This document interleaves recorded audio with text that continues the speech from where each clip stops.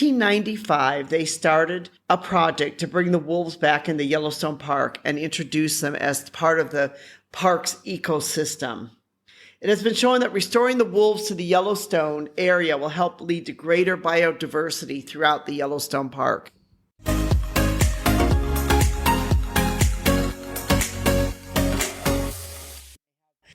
Hi, this is Anita from the Dusty Roads podcast. Today I want to go to the United States and want to talk a little bit about Yellowstone, and in particular, Yellowstone National Park. I know Yellowstone has recently been on the news quite a bit because parts of the park have been closed. But if you do have the chance to go to Yellowstone and the park is not closed, or you're able to go see the entire park, it is definitely an area that is worth it. It's a beautiful area. I have been there several times to that part of the United States. Some people ask themselves and they want to know, well, can I go see Yellowstone without a car? Certainly, having a car in Yellowstone is easier because there are, lots of places you can drive, especially if you like to drive, if you want to be independent. It just is easier to have a car in Yellowstone and to go and see all the things that maybe you want to see or the things that you hope to be able to see there. But if you're not able to have a car or you don't want to drive, then, of course you can see Yellowstone without a car because there's no taxi services, there's shuttle services, there's, you can bicycle around, you can walk, you can hike. There's lots of different options and things that you can do to be able to go through to Yellowstone without having a car. There's some blogs that we've written about this, which airports you can fly into, which, Yellowstone actually does have an airport. It's a small airport. It's not open all year round. There's only certain flights that go into it. It's, they do have a small rental car agency there, but it's only a mile or two away from the Yellowstone Park. So if you're going to be flying, especially Delta or United Airlines, and, you're going to be flying through Salt Lake or Denver, which is the cities where they fly out of or fly into, then, it might be a great option for you to just fly up to Yellowstone there, get a car rental from them there, or don't even get a car rental. Use a taxi, use a shuttle service, and get in to see the park. One of the things that we recommend is that you should plan your trip ahead of time. If you're going to visit a place like Yellowstone, you kind of want to know where you're going, what you're doing, and what you want to see. It's a vast park. It takes a lot to be able to see everything there, especially as a lot of it has to do with hiking or going into the woods and seeing the woods area and other places like that. It's going to take time. If all you're going to do is just drive on the roads, you're not going to see very much. Where you're going to see most of the stuff is going to be out into the nature. And that's what Yellowstone really is about. It's about getting into the nature. It's getting into the hiking. It's getting in to see, the wonderful nature that's there. One of the things I want to talk about that a lot of people go to Yellowstone to try to see is the black wolf. And it's quite an interesting history about this black wolf because usually wolves are gray or wolves are white. And in fact, the more up north you get, the wolves are usually white because it camouflages against the snow, or they're gray because it camouflages against their surroundings. But in Yellowstone, there's a wolf, which is kind of a black wolf. And right now, the wolves in Yellowstone are like 50-50 black and 50-50 kind of this gray. Some people ask, well, where did the black wolf come from? And one of the Yellowstone biologists said, you can thank humans and our pets for adding black to the color palette of wolves. Humans bring domestic dogs across about 7,000 years ago, and they brought these dogs that had black coat colored genes in them.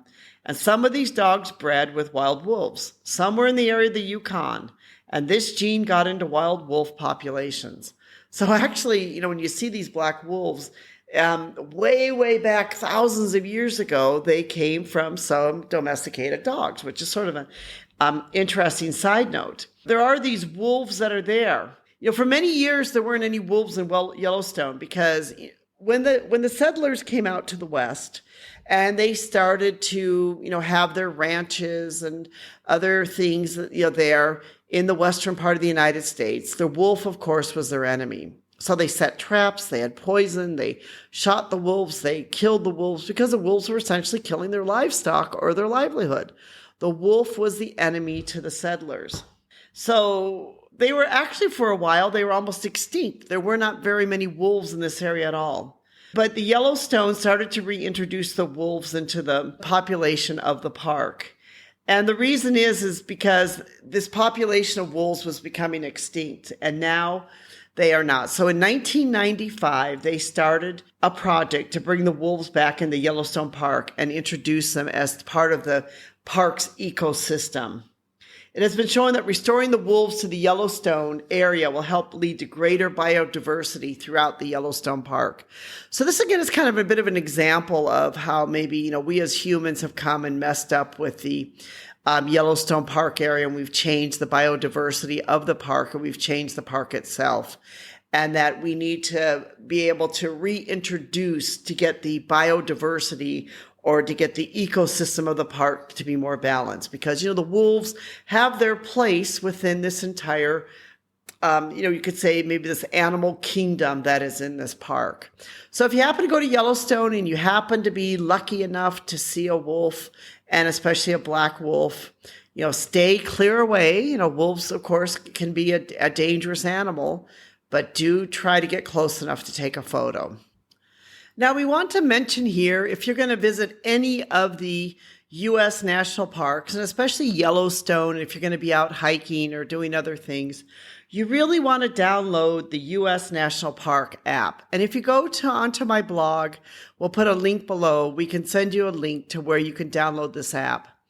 This is important because this app will also tell you, where you can go, what you can do. They will give you advice. If you're looking for tours, they have a list of tour companies you can join, shuttle services.